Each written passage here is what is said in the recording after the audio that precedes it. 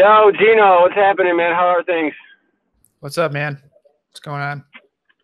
Nothing, just driving around right now, coming from one of the showings we did, and just a question for you, more related to fashion than anything. But I guess there you go.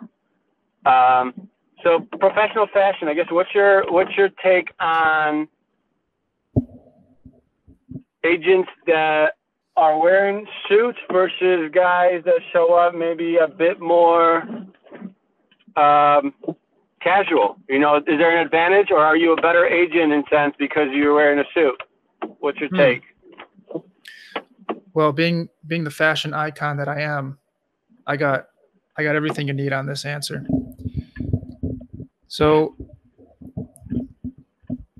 this has been kind of a very common topic since I started my career, and I always thought people should dress however they feel very comfortable. But then I realized that when you are dressed up, it doesn't necessarily make you a better professional, quote unquote. It doesn't make you a better realtor. It doesn't mean that you're going to have more answers or more experience, or you're going to be able to actually provide any higher service necessarily. But what it does do is when you are interacting with potential buyers, for example, if you're representing a seller, and they see that you are presenting yourself in a certain way, okay, let's just use the word professional. I don't like to use it. I think it's unfair, but let's say they now have a certain perception of you as a professional. So now that's going to spill over into the house itself, because it's basically is going to show that you are willing to represent that house at a higher level instead of just showing up like a slob, for example, in sweatpants. Does it actually make you a better marketer? Is it actually going to gain more exposure for the house? Is it actually going to give you more sales skills or whatever? No, you're still going to get the job done. But what it does is it creates a perception, and it creates perceptional value for you. It creates perceptional value for the house that you're trying to sell. It creates perceptional value for the clients that you're serving. So when the buyers are interacting with you, they think that you're taking it more seriously. They think that the sellers are taking it more seriously, and they're going to have this idea in their head that maybe the house is better than it is, or worth more than it is, or that they think it is, or at least that it's worth what you're asking. So, personally, I go back and forth in this because sometimes I feel like I'm putting on a show, because I don't always like to wear suits. So therefore I think I'm being fake, and that kind of bothers me. But then I realize that if I want to run a business and I want to be a responsible business person, business owner, that it's part of the game and that there is value to actually doing it. But a lot of it, like I said, is just perceptional value. And I don't know, I think it's just part of the game. And I guess at the end of the day, if the worst thing you're doing, if the biggest compromise you're making about yourself is that you're just putting on a nice suit and looking fly, cry me a river. So that's what I think. So would you say there's obviously when you're trying to get someone's client and get the listing, you want to show your best, et cetera, but would you say those still pertain to if you were doing a showing, or if you already had built a rapport with this client and you're kind of, going in to check in on them, or, again, you having a buyer and this is, the third time that you guys met and you're seeing the 20th house, at this point, do you think that there's some leeway for you to be, okay, I'm going to dress more casual because we're going to be seeing different places? Would you still suggest wearing a suit or something like, giddy up? Well, I think it's okay that if you come in more casual, it's not really going to affect what's happening right there. But I think what it is going to affect is your mindset as a pro, because even if it's the 100th time, it's a very mundane task and you don't feel like doing it. You don't think there's a point to it. If you just get into the habit of, like this is time to work. You're going to stay at a 10 all day in your mind. It's part of the process. So it's a very mundane thing. It's not really going to make a difference as far as, making the sale or whatever. But to you, it keeps you in a certain state of mind that you're working hard and that you want to be kind of an elite professional.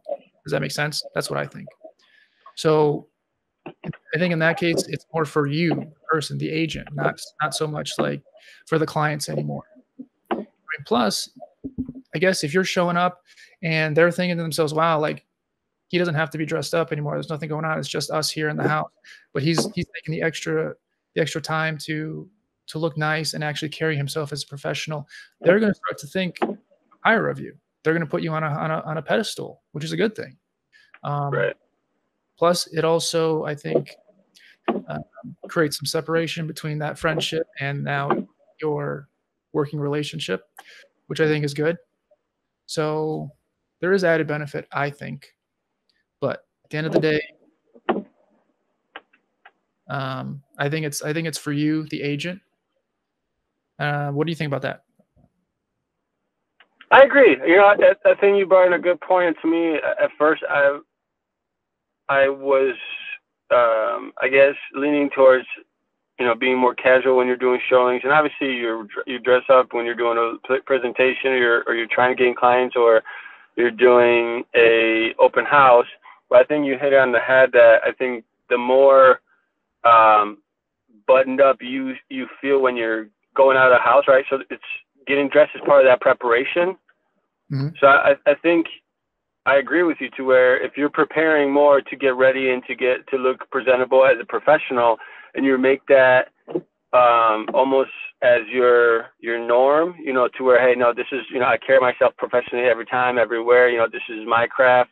I fully respect it. I think, again, it's just showing the respect to the market itself, but also to your clients. You're like, oh, like this is him every time. I'm not just getting some phony guy. And obviously they're going to know that, I'm not going to be I don't get out of bed and just put on a suit.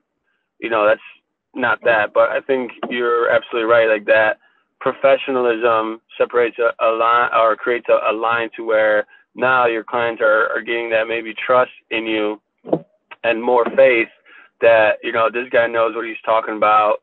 Every time I talk to him, it's not going to be like, oh, wow, I didn't expect you to look like this now. I just saw you looking presentable, and now all of a sudden you're wearing, some Jordans, some tight pants, and, a beanie or something like that. So I think I agree with you. And then, like you said, it's just all perspective and your own personal discretion at that point as an agent. That's kind of where everyone creates their own style and their own feel, because that's where we separate ourselves, right, from one another. I feel like, you said, the tools are pretty much the same. Everything else could be similar, but there's certain things that we can do as individuals to make ourselves stand out. And I think that, like you said before, is one of them. Yeah, I agree. But I think at the end of the day, it is just another thing that you can do to enhance your personal brand. And if you're someone who's like, you can go either way on it, I'd say dress nice. It's going to make you feel a certain way. And if you're feeling a certain way, if you're feeling more confident, it's going to make you more confident when you're negotiating or when you're, dealing with new clients, whatever. And that's real, like it or not. But if you do have a very particular style, I wouldn't say change it, just to make someone else think something different of you. If you really are just being yourself and you always wear, sweatpants and, flip-flops, that could be your brand too. And people are going to have to adjust to you, because ultimately it's going to be your service that you provide that's going to convince them that you are worth working with, and ultimately make them refer you to people. So I would always default to being yourself 100%. Even if other people might not like it or might not get it at first, because there will be people who give you the chance and will get it. And, but don't ever fake it for someone else's benefit. What I'm trying to say? Agreed. Genius, Gino the Genius, as always, appreciate your wisdom. Always nice chatting, and then I'm sure we'll be in touch soon. Cool. Peace.